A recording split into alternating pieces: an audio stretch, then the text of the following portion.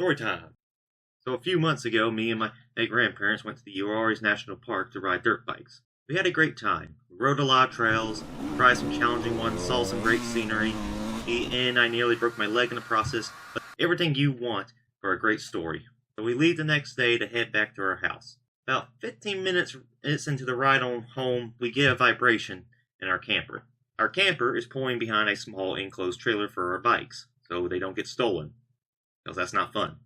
My grandfather looks in his mirror and says, "The trailer tire's flat." We pull over and get out and check on it. Not only is the tire flat, but it's actually shredded, which my grandfather then responds with, "I was wondering why there was some smoke." I look at him and go, "Oh, how long have you been seeing the smoke?" "Oh, for about 5 miles.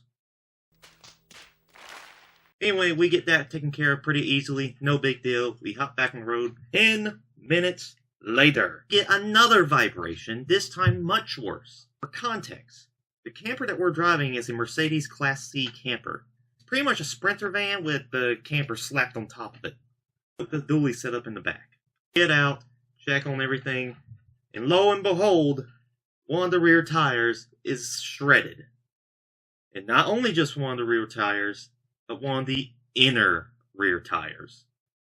Because of course, we disconnect our trailer and we go about trying to figure out how we can lift this thing. It's a problem. The jack that we used to fix the trailer tire was only a 2.5-ton jack.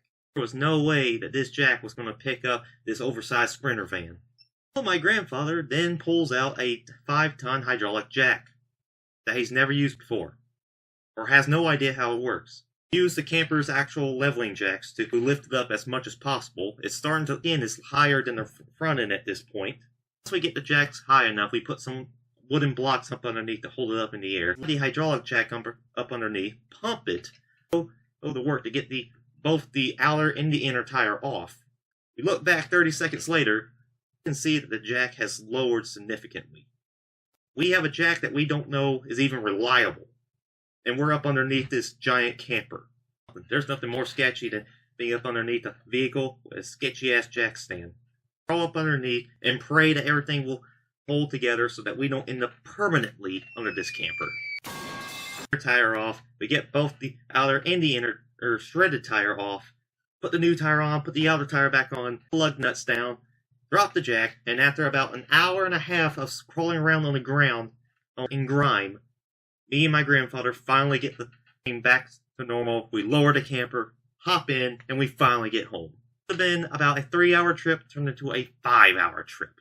That's why anytime I go anywhere with my grandparents now, I bring my toolbox.